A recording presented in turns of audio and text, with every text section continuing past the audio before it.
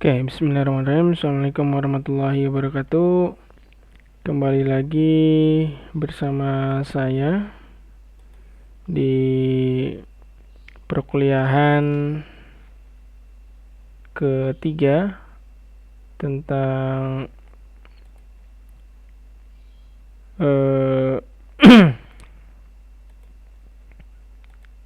pariwisata halal. Oke, yang ketiga ya. Kita mulai saja. Karena ada kendala dan sebagainya, kita akan coba melalui platform YouTube dan diintegrasi dengan ekosistem Google, yaitu Google Classroom. Yang akan kita bahas pertemuan ketiga ini adalah pembahasan mengenai proses pembuatan isi dalam sebuah pendahuluan di proposal kegiatan penelitian. Ya, yang pertama, what is introduction? Ini adalah pengertiannya. Introduction should be one or two brief paragraphs presenting the problem or question that you'll be exploring and drawing the reader into your research. Tidak disarankan untuk memulai proposal Anda dengan konsep yang membingungkan. Jadi harus runut dari atas ke bawah apa yang akan mau di riset atau dikaji. Pendekatan yang paling mudah adalah dengan menyatakan tujuan dari studi yang diusulkan. Jadi tujuannya apa, langsung saja diarahkan ke sana.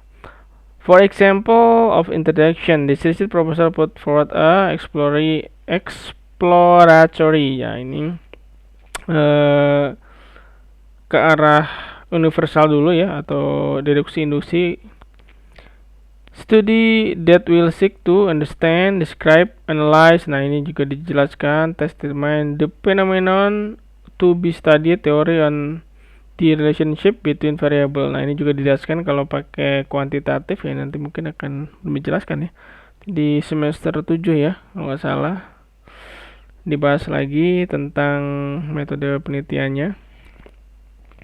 Ini sebagai template saja ya untuk mengerjakan introduction atau pendahuluan kegiatan penelitian.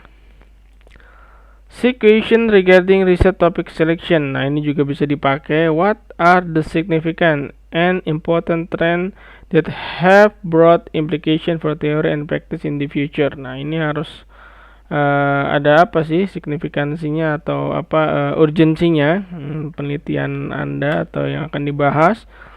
Apakah sesuai dengan tren ya, yang tren yang sekarang ini dicoba diintegrasikan dengan teori ya, dan nanti ke depan seperti apa untuk penelitiannya. Is the topic sustainable over an extended period of time and not just a fad? Jadi topiknya juga kalau bisa yang berkelanjutan ya. Jadi si yang kita ambil itu sudah ada di jurnal-jurnal internasional. Kita ambil biasanya kalau suatu riset atau skripsi, disertasi atau tesis, biasanya ada saran studi lanjutan. Nah, itu bisa kita pakai.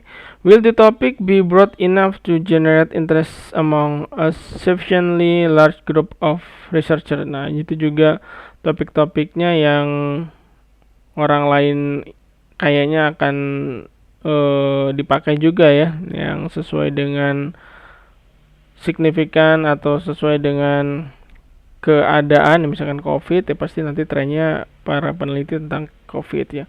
Yang keempat, how much research attention has the topic received this far ya. Nah, ini seberapa mungkin ya peneliti lain juga mensitasi riset kita.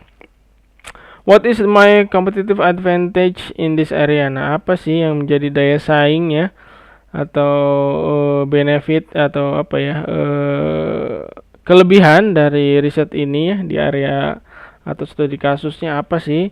I am truly passionate and excited about the topic. Nah, harus dilandasi ke passion ya. Misalkan kita meneliti tentang hospitality, saya kurang senang ke sana ya, nanti akan berpengaruh juga ya dengan riset kita. Ya, mudah-mudahan karena di sini semuanya berlandaskan Islaman ya, kita akan integrated research tentang halal tourism atau Muslim friendly tourism, insyaallah sesuai dengan passion kita. Background and rational of study. Pada bagian ini, konsep studi menjadi inti utama.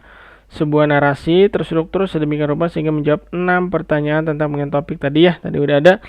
Menggambarkan apa yang terjadi di industri yang menarik perhatian. Saat menggambar keadaan umum pengetahuan di era penelitian, tepat untuk merujuk ke peneliti utama atau pekerjaan. Oke, jadi ini ada banyak ya penulisnya, ya seperti nanti akan dilakukan. Tinjauan literatur ya, tetap jadi ada frameworknya juga. Jangan lupa di tujuan sasaran. Nanti arah jawaban itu ke arah sana ya, tidak melebar kemana-mana. Jadi harus dibatasi. Batasi sumber referensi pada referensi kunci dan gunakan secara selektif untuk membahas kekurangan studi saat ini.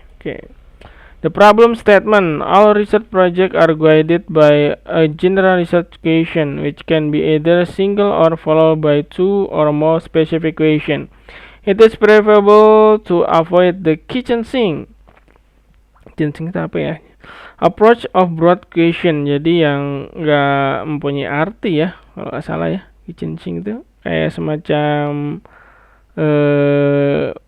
frase ya, atau apa ya kata ini ya. However, should you choose this method to frame your problem statement, make sure that your structure is an open-ended question. Contohnya, in what way can a tourism destination website create a social relationship with its online visitor? Nah, ini jadi luas ya. Harus ada rumusan masalah ya, atau pertanyaan penelitian yang nanti akan kita coba jawab. Research question. What is research question? Research question is the question around which you center your research it should be. Harus rumusan masalahnya harus jelas ya, clear. If enough specific that one audience can easily understand it purpose without needing additional explanation. Jadi harus jelas, jangan sampai nanti ada bias ya. Focus. It's narrow enough that it can be answered truly in the space the rating test allow. Oke, jadi fokusnya sudah jelas dan bisa nanti dijawab di analisisnya ya. Concise. It expressed in the fewest possible word. Complex is not answerable with a simple yes or no, but rather requires synthesis and analysis of idea and sources prior to composition of an answer. Arguable is potential answer are open to debate rather than accepted fact. Next, contoh riset education dalam IR PH2. Ini contoh ya. Ini waktu kemarin, nanti mungkin yang sekarang kan berubah ya. Jadi akan kita cari misalkan riset tourism tentang ekowisata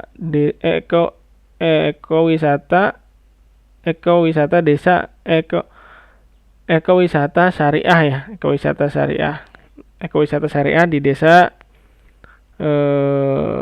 Ranca Bali ya, kawasan Ranca Bali. Nah, ini contoh ya, nanti faktor apa saja sih yang menjadikan si desa wisata itu disebut dengan desa ekowisata syariah. Nah, sejauh mana gitu ya pemahaman masyarakat tentang ekowisata syariah di desa tersebut. Nah, yang gak usah banyak-banyak, 2 juga cukup ya. Nanti kita akan jawabnya bisa yang penting 2 ini kejawab, nanti sisanya bisa kita explore lagi. Hipotesis. Jika tujuan penelitian adalah untuk menguji teori tertentu, maka masukkan beberapa hipotesis. Dalam pertanyaan masalah adalah sebuah keharusan. Hipotesis ini biasanya kuantitatif ya. H1 sama dengan H berapa, atau H1 sama dengan 0. Berarti nggak ada nih ya, si ekowisata desa syariah itu nggak ada. Next, contoh hipotesis pada studi. Nah, ini juga contoh ya. Misalnya tadi ya saya jelaskan H1, Indonesia Kota Bandung dapat bertahan saat pandemi. H0-nya sekian. Nanti ini dimasukkan ke rumus ya, kuantitatif.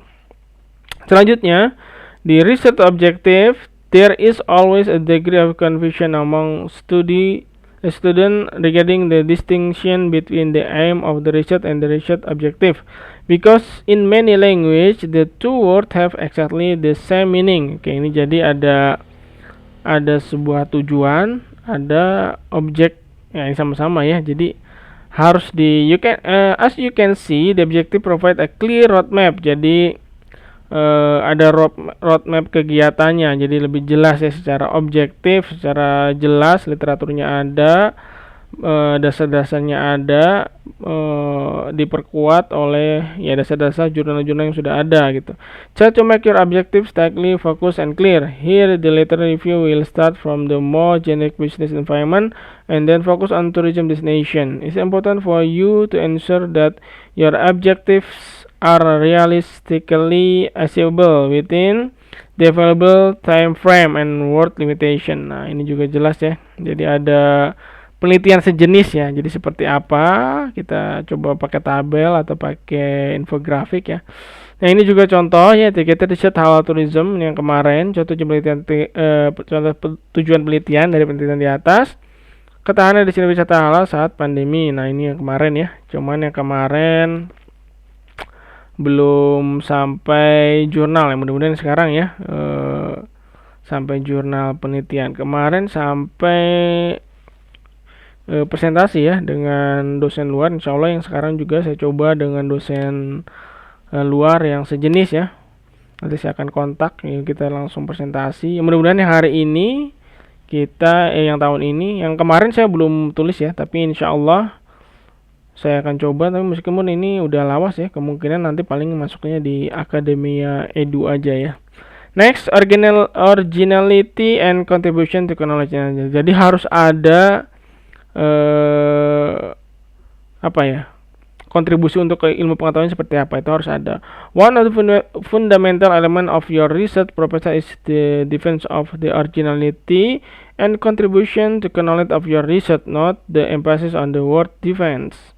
Your defense should include strong and convincing argument regarding why your study is worthwhile and what value your hope is result with over to other researcher and practitioner. Oke. Jadi harus ada sisi novelty-nya, original, dan berkontribusi secara praktis ya untuk lingkungan masyarakat atau untuk keilmuan. Oke, ini referensinya, nanti akan saya share juga insyaallah. Baik, terima kasih untuk pertemuan ketiga ini melalui kanal YouTube saya. Diakhiri dengan baca hamdalah alamin. Subhanakallahumma bihamdika asyhadu an la ilaha illa anta astaghfiruka wa atubu ilaik.